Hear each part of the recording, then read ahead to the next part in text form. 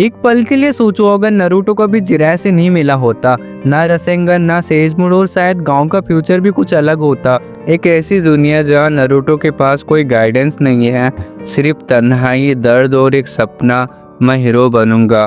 पर बिन टीचर के क्या सपना पूरा होता है? शुरुआत में नारुतो सिर्फ एक शरारती लड़का था जो सबको इम्प्रेस करने की कोशिश करता था।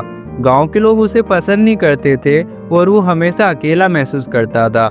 पर उसकी जिंदगी में आया जिराया, वो मास्टर जिसने नारुतो को सिर्फ लड़ना नहीं, जीने का मतलब सिखाया। उसे रसेंगन सिखाया और उसके अंदर के हीरो को जगाया।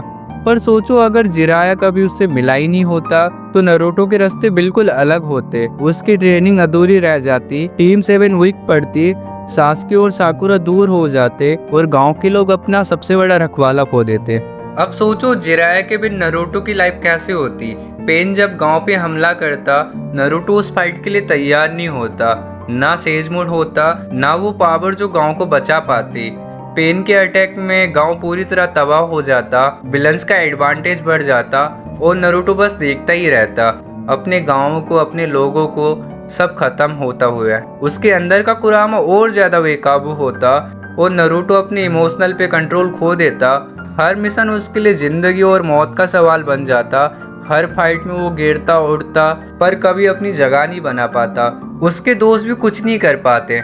सास्के अपने रास्ते पे चला जाता, साकुरा उसे समझाने की कोशिश करती, पर नारुतो खुद से ही लड़ रहा होता है। एक वक्त ऐसा आता है जब नारुतो के अंदर का सिर्फ एक सवाल रह जाता है, मैं हीरो बनना चाहता हूँ, पर बिन मास्टर के क्या मैं बन पाऊंगा? उसकी आंखों में वो चमक नहीं रहती है, सिर्फ उदासी और अकेलापन। नारुतो का गांव बर्बाद हो जाता, दोस्तों का सपना टूटा हुआ और वो खुद गिल्ट में डूबा हुआ। जिराए के बिन उसके पास कोई था ही नहीं जो उसे रास्ता दिखाए। कुरामा का अंदर का गुस्सा बढ़ जाता और नारुतो अपना कंट्रोल खो देता।